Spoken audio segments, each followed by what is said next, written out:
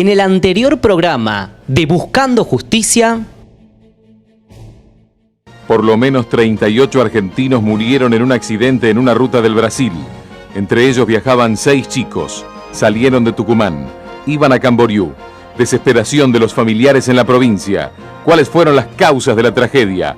Escucho el primer informativo y me quedé parada ahí, agarrándome, sujetándome del rastrillo, y digo, ¿a quién le habrá tocado? Debe ser lo que han salido ayer. Cuando lo vi al colectivo, digo, bueno, acá no, con la forma que estaba, digo, no va, aquí terminó todo. Yo le presté atención a esa información y no terminaron de dar detalles cuando suena el teléfono fijo en mi casa. Era Federico Falmamer. Me dijo, pone la pasta de dientes, el cepillo de dientes, te espera una misión. Entonces yo dije, ya sé, es Camboriú. Sí, era mi segunda experiencia en esta cosa. Muy triste, muy triste.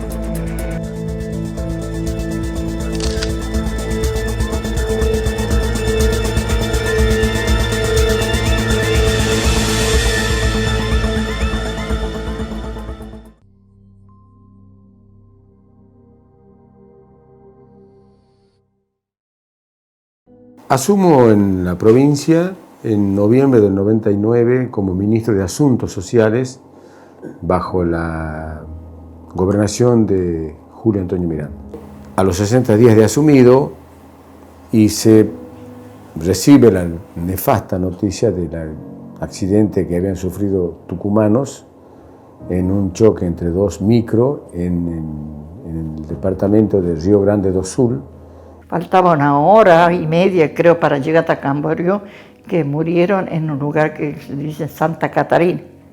El colectivo fue al chocar, fue al otro andén, cayó. No fue tanto el hecho de que el colectivo cayera contra el pavimento, sino que vino otro coche y lo pasó por encima, pero pasó por encima de donde iban los pasajeros. O sea, por eso es que en los baúles las cosas quedaron intactas. Yo lo imagino, no sé si a otras personas le ha pasado lo mismo. Yo lo imagino que el ómnibus se volcó y mi hijo me dijo, mamá, y yo estaba lejos, no lo podía ayudar. Y después vino ese otro vehículo que lo chocó y ahí lo mataron. Le han caído todas las cosas de arriba, encima de los chicos. Yo me lo imagino, yo lo vivo. Es probable que lo haya sido humano, del chofer. No sabemos.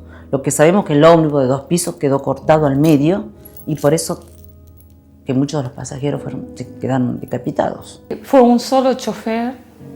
El colectivo iba con un solo chofer. O sea, para la distancia iba con un solo chofer. Lo acompañaba Francisco Jiménez y un coordinador. Y iba a una velocidad de 140. Entre los sobrevivientes estuvieron Francisco Jiménez, el chofer y el coordinador, que eran las 3 personas que iban abajo. A pocas horas de ocurrido el accidente, la policía brasileña detuvo a Víctor Jaime, señalado como el conductor de la unidad 18 de Jiménez Viajes al momento del siniestro. Mi mamá decía que se resignaba a cualquier cosa y después decían que había familiares que estaban en los hospitales y mi mamá decía, no, debe estar en el hospital, a lo mejor está bien. Y como no tenemos información.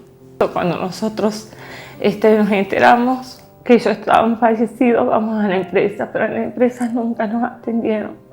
Yo recuerdo que la tenía tapada mi hija con una mantita porque llovinaba y ellos cerraron las puertas. Nunca nos atendieron, ni siquiera se dignaron en darnos un vaso de agua. Muchísima confusión, no tenemos información de ninguna clase y semejante distancia uno no. Pero tenía siempre una esperanza, pero se murió la esperanza.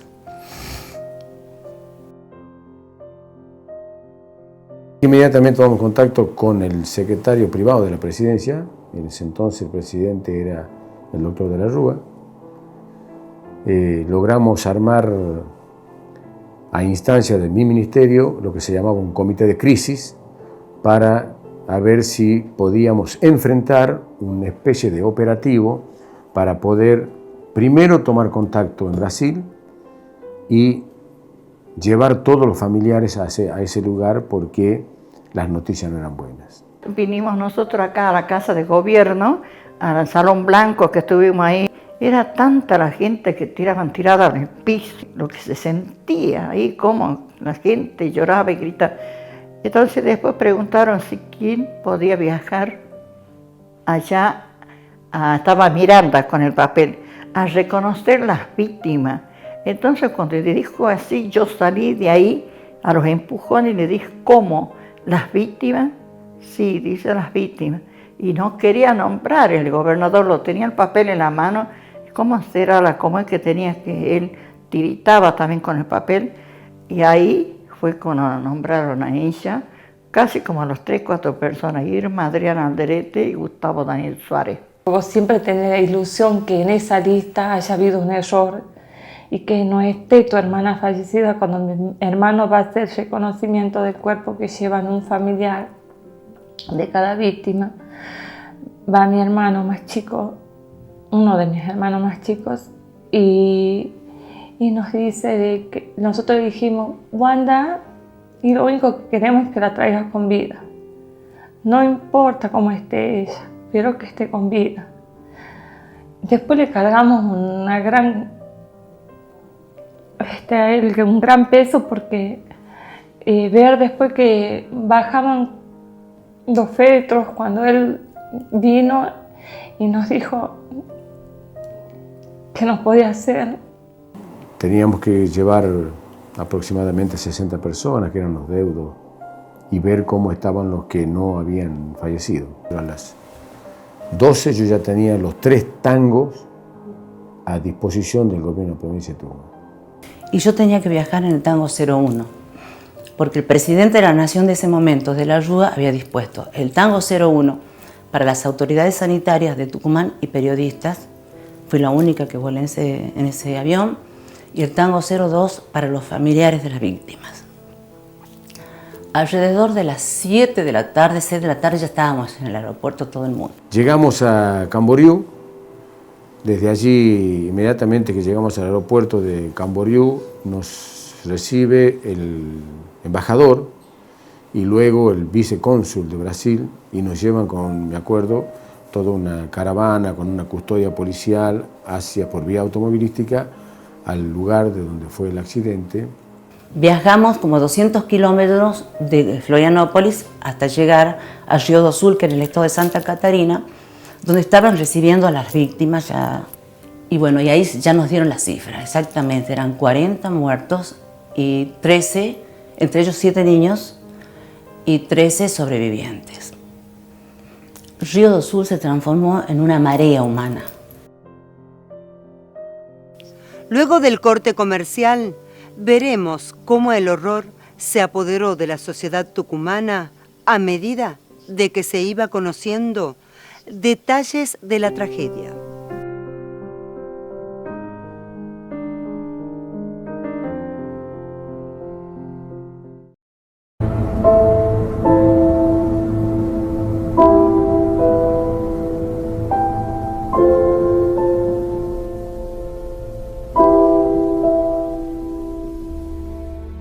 Nosotros estamos muy agradecidos con Marcelo Capoño porque el día que se rebalsó el canal, Él ha sido el único político que ha entrado aquí, se ha remangado el pantalón y en medio del barrio andó junto con la gente. Conozco la realidad de nuestros barrios.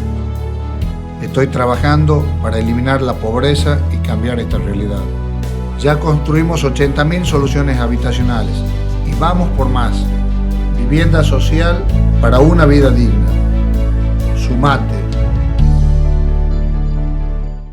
Asociación Bancaria por una justicia independiente.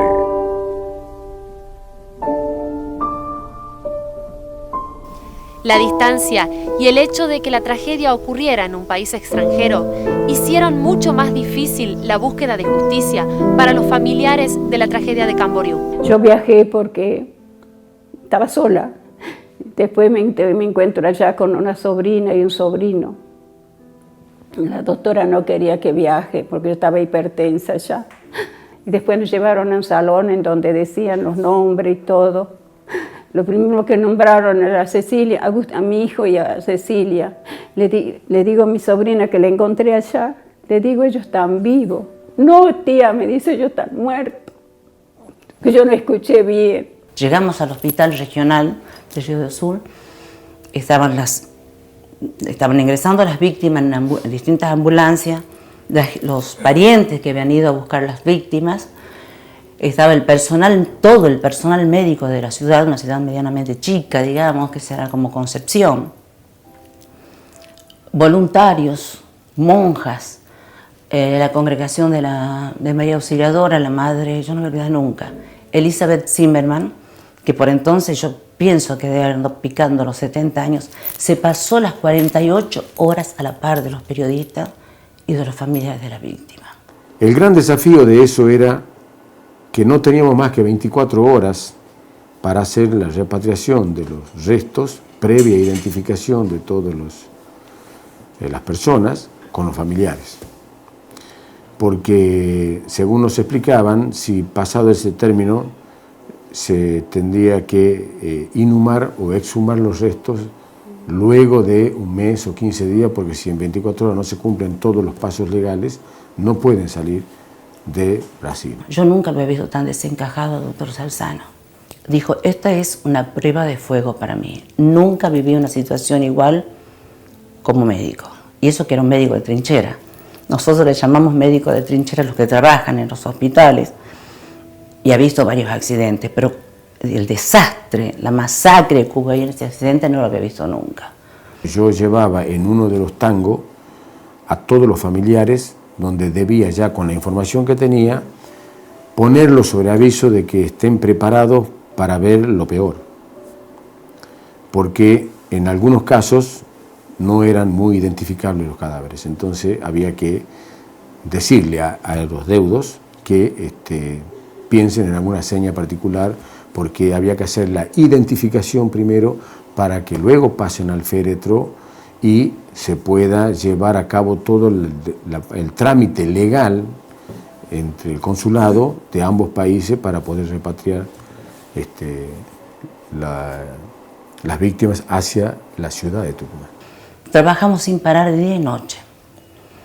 La policía científica por un lado de Brasil, o forense, los tanatólogos, tratando de rearmar los cuerpos para que sean reconocibles por sus parientes. Fue muy triste, muy triste. Yo me acuerdo que había un galpón, una especie de galpón de tinglado, que hizo las veces de morgue, porque imposible 40 féretros disponerlo en un lugar cerrado. Además, estaba llovinando ese día. El primer día con sol y el segundo día con llovizna. Cuando dijeron, bueno, ya están listos para reconocer a los muertos, fue el momento más angustiante. Gritos desgarradores, pedida de ayuda, descreimiento en Dios. Es decir, toda la blasfemia que ustedes se puedan imaginar, todos los ruegos que se puedan imaginar, se escuchó en ese momento. Yo no tuve el coraje de entrar a la sala. Lo hizo Juan Manuel Montero hasta la puerta. Y el doctor Salzano se encargó de llevar a uno por uno de los familiares para que reconocieran los 40. O sea que pasó 40 veces frente a esos cuerpos el doctor Salzano con cada uno de los familiares. y estaban todos los ataúdes en fila. Mi hijo estaba ahí entre los primeros y Cecilia estaba cerca. Me sacan de ahí, yo no quería tocar, no me han dejado ni tocar porque me tenían agarrada. Cuando me voy a sentar, aparece un sacerdote y me dice, viene una señorita y me dice, faltan 2 más, tenía que buscarlo a Agustín y a Eva. Seguí buscándolo así, prácticamente lo vi a todos los cadáveres, hasta que lo encontré. Fue un día...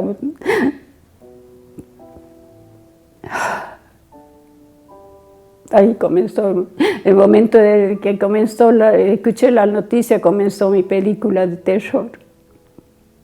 Mi hijo cuando vino, llegó ahí, dice que él no sabía qué hacer, horrorizado de ver los pedazos de las víctimas, que no sabía por dónde empezar. Y a mi hija lo ha reconocido él, bien la vio por el anillo, por el reloj que tenía puesto y por un lunar que ella siempre tenía en esta parte de acá. Y ella decía, yo cuando voy a la playa me pongo una bikini, dice, y yo luzco mi lunar, decía ella así, ¿no? Tuve hincha de la rodilla aquí, traumatismo, no podía viajar, tenía hinchada la rodilla. Entonces lo hizo mi primo, en lugar mío. Y después, claro, cuando él vuelve me relata todo lo que vio. Dice, tu hermana te ve reconocible. Dice, tenía, digamos, la parte de la cabeza estaba como fuese que estaba hundida hacia el cuerpo. Dice, estaba hecha pedazo. Y ahí esperamos y esperamos y esperamos. Al comienzo, cuando llovía, yo me ponía mal, porque ese día llovía. No podía ver llover, no se podía sentir llover.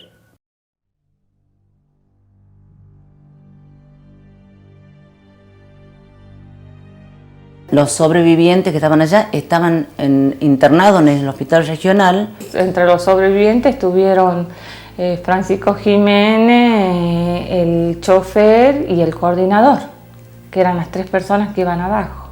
El único que conversó con los sobrevivientes fue el doctor Zarzano. Lo hicieron entrar a los familiares más cercanos, de a uno por vez. Tampoco les permitían que tuvieran mucho tiempo porque emocionalmente los ponía mal. Es más, no tenían idea del desastre que había sido. Se enteraron una vez que regresamos a Tucumán y en el regreso nosotros dejamos el Tango 01 y le cedimos a los sobrevivientes y a un familiar y volvíamos al día siguiente. Ya habían llegado, por supuesto, en el Tango 01 y el Tango 02 los familiares y las víctimas de Tucumán. 2 días después de la tragedia, los cuerpos de las víctimas llegaron a Tucumán. Todo Tucumán lloraba, chicas, yo no le puedo explicar. Desde el aeropuerto hasta la llegada del centro, una cosa impactante. Era tanta la conmoción. Estaban las ambulancias, había autos, era una cosa impresionante con bandera. La gente con las banderas esperando. Todo lo que hacía del aeropuerto hasta acá, hasta cerca al parque, todo lo que es, era la multitud de autos, de camionetas, de tráfico, todo, que venían, que estaban la gente esperando que lleguen las víctimas. Lo peor fue recibir un cajón cerrado y no poder ver a mi tía por última vez, ni a mi tío. Ellos se lo velaron juntos, pero con un cajón cerrado y una foto atrás. Nadie va a ver a nadie. Le digo, ¿cómo mi hijo no la voy a ver a mi hija? Yo la quiero ver. No, nadie, vienen todos los cuerpos cerrados, los cajones. Y mi hermana vienen en bolsa, cada víctima. Me dice, las bolsas azules son de las mujeres, las bolsas negras son de los varones y las bolsas blancas eran de los niños que han muerto. Lo fue a recibir al féretro, que lo trajeron, lo pasaron al predio ferial. Estaban los 40 cajones. Y estaba mi hija y él, así los dos. Estaban ahí. Después dice, cada uno de sus familiares, si los quiere retirar a sus víctimas, las llevan a las salas velatorias que ustedes quieran llevarlo. Fue algo que vos lo ves, no solo mi familia. Estaba todo, los 40 cajones, y todos lo estaban abrazando los cajones. Fue horrible. Al volver de la pausa, conoceremos los últimos sucesos de la causa por la tragedia de Camboriú.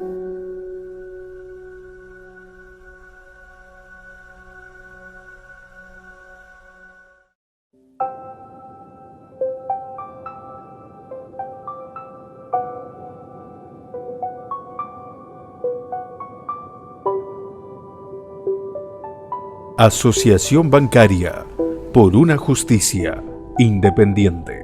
Para los familiares de aquellos que perdieron la vida en la tragedia, la justicia nunca llegó. Le hacíamos los reclamos en la empresa de viaje, prendíamos velas cada vez que se cumplía la fecha de ellos y me venía mucha rabia. Iban a la iglesia de la Merced a todas las misas diarias y semanales, marchas con vela alrededor de la plaza, pero pasaron los años, y como pasa en este país, ¿no? Que generalmente predomina la impunidad para estas cosas poco claras. Sí, solíamos hacer misas y marchas, pero no sé para qué. Realmente nada sirve para, aquí en este país nada vale. Nosotros íbamos, pero era como que nos miraban nada más. Los políticos, ninguno se hacía cargo, los de la empresa menos. Los de la empresa son los primeros que se lavaron las manos. Hicimos no sé cuántas marchas. Y saber lo que nos hacían últimamente, cuando veníamos haciendo la marcha, nos apagaban la luz de la Plaza Independencia. Y ahí en la oscuridad andábamos con la foto y pidiendo justicia por todas las víctimas que han fallecido. Nos apagaban la luz de la Plaza Independencia. Y el gobernador nos atendió 1 o 2 veces. Y no nos atendió más, y eso que él era ministro de Miranda, porque fue cuando estuvo Miranda de gobernador cuando pasó esto. Como la empresa Jiménez Viajes no dio respuestas y el chofer del colectivo quedó a merced de las autoridades brasileñas, los familiares de las víctimas de Camboriú descubrieron que la única manera de obtener algo de justicia era accionar contra la Superintendencia de Seguros de la Nación. Era el autor directo de la desprotección que habían sufrido todos los pasajeros y los damnificados, que era el Estado Nacional a través de la Superintendencia de Seguros de la Nación. O sea, no puede ser que un ómnibus que está transitando regularmente tenga una cobertura dentro del territorio de la República Argentina de aproximadamente 14 millones de dólares, como era en ese momento, y que apenas traspasaba una línea de frontera desde Foz de Iguazú a Puerto de Iguazú a Foz de Iguazú, caía violentamente de 14 millones a 200.000. 200.000 pesos, que en esa época con la paridad 1 a 1 eran 200.000 dólares, significaba dividido en 50 pasajeros, 4.000 dólares por cabeza, era nada. La cobertura era dentro del país mucho mayor que si vos salías del país, era ínfima la cifra si vos salías del país. O sea, eso, y aparte de ir con un solo chofer, ahí ya mal. El ómnibus no estaba en condición. Una de las sobrevivientes contó de que de trecho en trecho se paraba, se ponía un overol, uno de ellos, y se metía bajo el ómnibus. Y ella preguntó, dice que había que aceitarlo porque el camino es largo. Ya iba mal el ómnibus. Y que también escucharon que decían, no te olvides de cambiar no sé qué cosa que hay que cambiar. Comprar allá porque parecía que era más barato. Y bueno, hasta el día de hoy son 15 años que yo voy al juzgado federal. Y últimamente, el año pasado, yo ya sabía que este juicio ya salió en el mes de junio. Y pasó y pasó. En primera instancia condenaron a Jiménez Viajes, a la compañía aseguradora, en el límite de la cobertura y rechazaron la demanda contra los superintendencia de seguro y contra el Estado Nacional. Apelada la causa, la Cámara Federal, por unanimidad, revocó esa parte del fallo y dispuso que todas las sumas que quedaran impagas e insolutas como consecuencia de esta deficiencia de cobertura emergente de la póliza fueran afrontadas por la Superintendencia de Seguridad de la Nación en su calidad de organismo que con su actuación negligente o hasta yo diría casi dolosa, había producido esta desprotección. Y hasta ahora ahí nos tienen que esta semana, que la otra semana, que esto, que lo otro, que al final no sabemos ya qué hacer. Hubo un juicio, pero no todos los familiares tienen el mismo abogado. Hay familiares que tienen abogado y el abogado ha dejado los papeles ahí que se archiven. Entonces fue juicio para las personas que realmente los abogados han llegado, pero no para todos. En mi caso, no para todos. En mi caso particular, no. La abogada de mi papá dejó ahí las cosas. Nada, nunca más nos dijo, pasó esto, pasó otro. Si nosotros nos vamos, ella no nos responde, o venga la semana que viene, pero sí para cobrar está, pero bueno. En cuanto a la actualidad, hay una mujer, yo creo que es María Delia Alderete, ¿no? Que a mí me llega mucho porque generalmente me parece que es la única de todos los familiares de las víctimas que tuvo esta tragedia, que todavía sigue cada vez que llega un 12 de enero, que se cumple un nuevo aniversario. Bueno, este año ya se cumplieron 15 años. Es la única que sigue recorriendo los medios y visitando y hablando con los periodistas, buscando de alguna manera justicia. Muchas veces me pregunto qué va a pasar si alguna vez, y a partir de la detención del chofer que ocurrió hace pocas semanas aquí en la provincia, si ella realmente sentirá en algún momento alivio, ¿no? O no. No, la verdad que no lo sé, es una pregunta que siempre me hago, ¿no? Ella todos los años recorre todos los medios y pregunto qué es realmente lo que ella busca interiormente. Sí sé por el otro lado, está buscando que haya gente presa, que los responsables estén detrás de las rejas, eso está clarito. Ahora yo siempre me pregunto en el interior de una persona que ha pasado por este trance, qué es lo que realmente está buscando. Los que comenzaron, que fue mi padre y mi madre, ya desapareció mi papá, está mi mamá sola. Hace 15 años yendo y viniendo, ahora la estoy acompañando el último tiempo yo, porque ella también por su edad. Son 15 años, pasaron largos 15 años, espera, no sé, la justicia es lenta, solo seguir esperando. Hace pocos meses, el chofer del colectivo fue detenido por Interpol ya que estaba prófugo de la justicia brasileña. Víctor Jaime se encontraba en la provincia de Tucumán y nunca cumplió la pena de 7 años dispuesta en Brasil. Si algún día llega al juicio oral, pienso que ahí se van a dilucidar muchas cosas. Porque las pruebas no se borraron. Están, en una forma u otra están. Y bueno, la empresa de viaje nunca dio la cara por nada y bueno, y es como siempre, que has visto que todo hace que se dan por quiebra y que ellos como que no tienen nada. Y yo sabía, porque yo después descubrí en la terminal nueva, de que ellos están trabajando con otro nombre, la empresa, y yo averigüé por otras personas que trabajan con otro nombre, la zona norte, que es Salta, Jujuy, La Quiaca. Que Jiménez Viaje tiene colectivos viajando al norte, eso sabíamos nosotros. Que yo se lo dije al doctor Rougier, que es el que tiene mi juicio mío, y yo le dije, doctor, dice, sí, eso hacen todas las empresas, hacen lo mismo.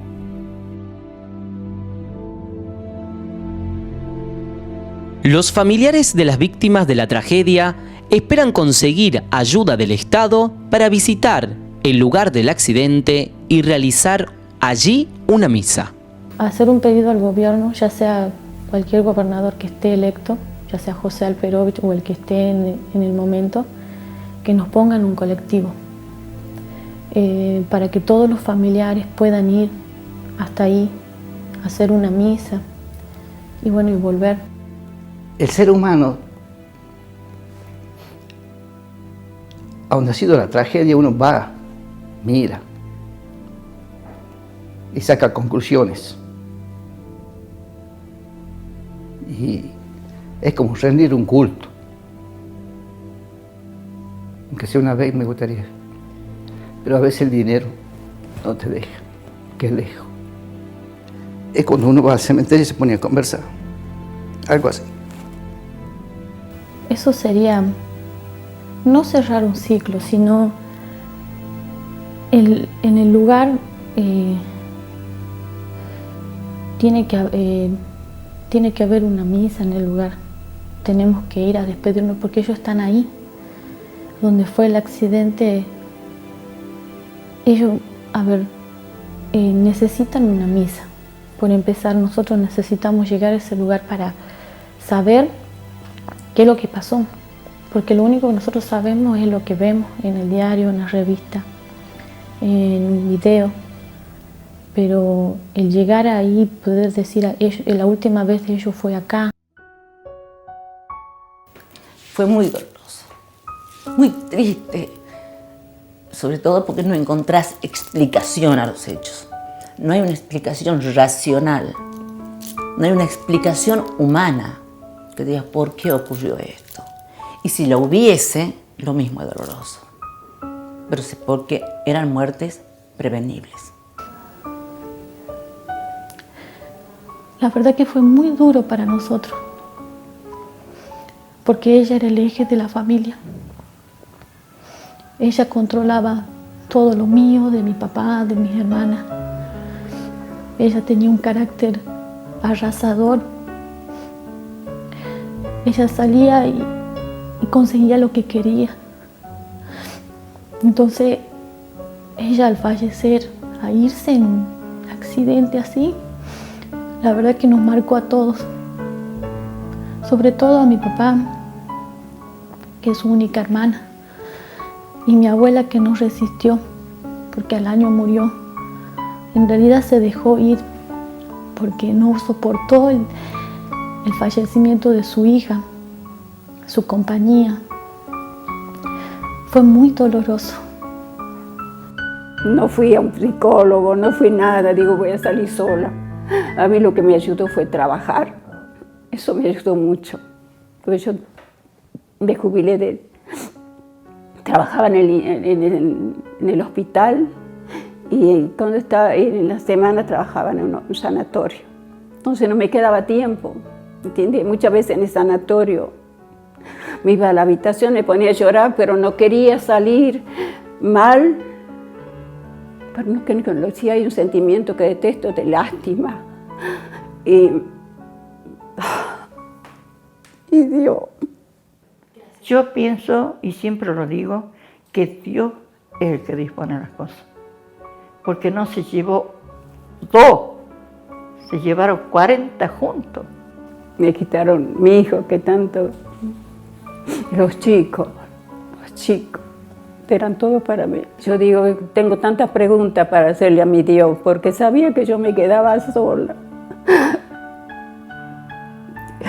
¿Por qué no fue más claro cuando me daba los mensajes? Yo le decía a mi hijo no viaja, mi hijo no viaja. Hasta el día de hoy yo creo que cada fiesta, cada agasajo, mi hija que cumplió los 15 años hace poco, pensé en eso sobre todo. Pensaba mucho en eso, en la ausencia de su tía. Han pasado 15 años, pero sigue ella presente. Sí, y seguirá seguramente por el resto de nuestras vidas. Eso no te olvidas nunca. 15 años pasaron desde aquel 12 de enero del 2000. Para los tucumanos, la tragedia de Camboriú permanece en su memoria como eso, una fatalidad que hirió muy hondo sus corazones. Sin embargo, para los familiares de quienes perdieron la vida esa noche en Brasil, la herida permanece tan abierta como el primer día. Familias enteras murieron a causa de esta tragedia. Muchos tíos, primos y abuelos emprendieron la búsqueda de justicia aquí en Tucumán. Hoy, pocos de ellos permanecen en este camino, ya que varios perecieron sin que la causa se resolviera. La memoria debe servir para que nunca vuelva a ocurrir un hecho igual, pero también debe ser un impulsor para quienes administran la justicia, cumplan con su deber y pueden dar un cierre a esta historia. Hasta el próximo programa.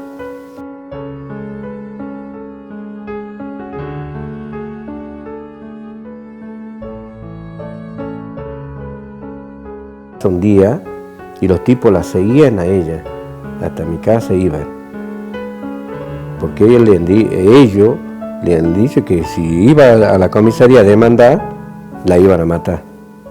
Si ella estuviera viva, yo hubiera vuelto. Ella nunca iba a dejar a sus hijos así.